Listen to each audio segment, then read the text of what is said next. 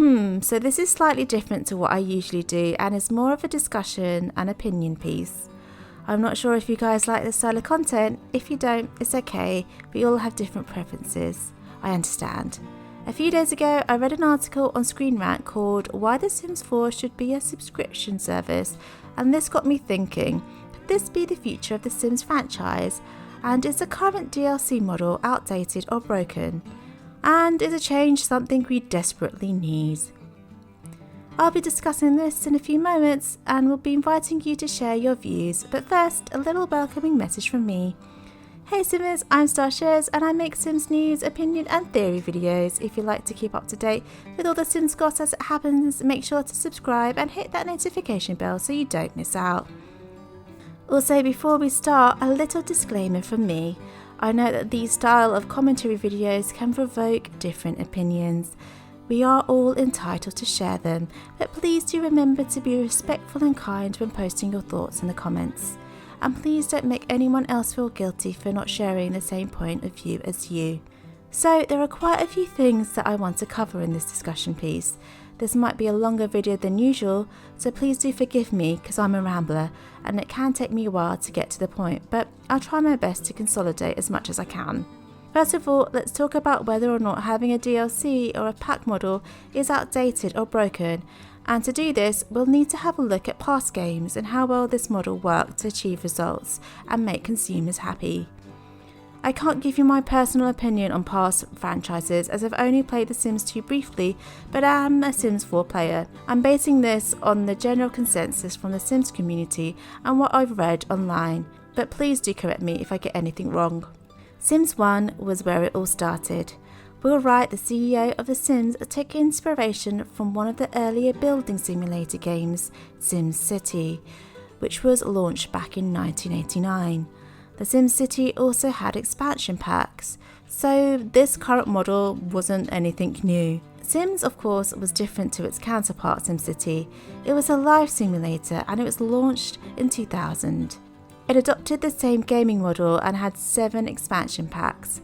I'm not sure of the pricing of these expansion packs. Were they set prices or different depending on the amount of content each pack contained? Let me know if you're a Sims 1 player and can remember the pricing structure. Obviously, being so new and shiny, The Sims was an instant success. Each expansion pack was greeted with positivity as it brought something new and unique to its players. All in all, the expansion pack model worked well for that era.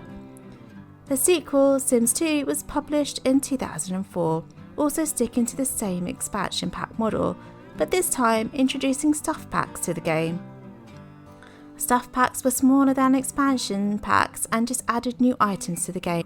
Once again, Sims 2 and its packs were greeted with positivity as it was a huge leap from The Sims 1, improving gameplay and adding depth to its predecessor. Overall, the DLC model was again a success, but I'm curious to know how Simmers felt about the pricing of the packs. Were they too much? Were they at a set price? If you're a Sims 2 player and can tell me more, please do let me know in the comments. Then we move swiftly on to Sims 3, published in 2009, which again used the same DLC model. A lot of the core features from The Sims 2 were transferred over to Sims 3 and were expanded on. Sims 3 gave us something new and exciting, an open world without loading screens where NPC households could have autonomy without the Simmers having to play them to progress. A new design tool, Creator Style, that allowed Simmers to redesign objects by colour, material, pattern, and later on the game was given a Creator World tool. The Sims 3 crammed content and gameplay into its expansions and also used the stuff pack model too. From what I've seen on the internet, the expansions were very well received, and I'm taking this directly from the Sims Wiki. EA reported that this was the most successful PC game launch the company had to date. Later though, SimGuru Lindsay, the general manager of The Sims 4, did report that the Simmers complained that Sims 3 performance was an issue and the game lagged on lower end machines or had terrible glitches. Sims 3 players, was this the case? Were the expansion packs just too big for your machines to handle? And did it cause performance issues for you? Now we have The Sims 4, published in 2014, yet again using the same DLC model, but introducing yet another type of pack, the game pack. This pack conveniently sat in the middle of the expansion and the stuff pack. The Sims 4 was definitely a very pretty game, but did it really add anything substantial and grow from its predecessors? It did get a mixed reception, some loving the game in its entirety and some criticising the lack of gameplay and content received in its packs, not to mention the lack of core foundational features in the base game. Packs did have set prices and there are a lot of them, and you would have to spend over $600 to get the whole experience of The Sims 4. That's why I wanted to know the pricing structure of previous games so I could compare. So the question is, did the DLC model work well for this game? Were Simmers happy with these packs? I think we can safely say we had mixed reactions. I personally feel that some of the packs were great, but some updates were more focused on building and cast than the gameplay elements. I also did feel that I was spending a great deal of money on packs, and some I'd lose interest in after a couple of weeks. So maybe the DLC model is outdated, and as technology and times change, we need something new and exciting again for the future of The Sims. I mean, it's not a new concept for EA. EA have been using microtransaction and loot boxes for most of their games, so the idea of having The Sims as a monthly subscription service must have crossed their minds at some point. On the flip side though, it might not be that the DLC model is broken or outdated. With The Sims 4, it was the content within the DLC that had mixed reviews, not the model. Yes, I hear you and I get it, but let's just play devil's advocate here and explore the thought of something different, a subscription service.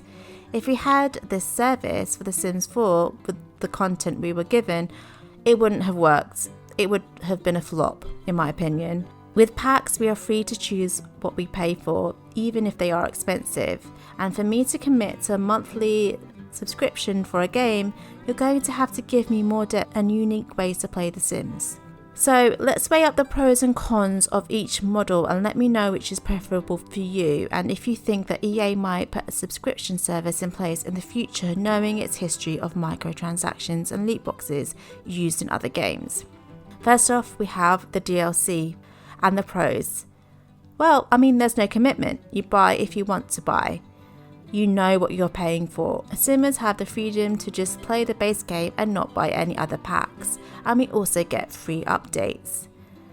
The cons.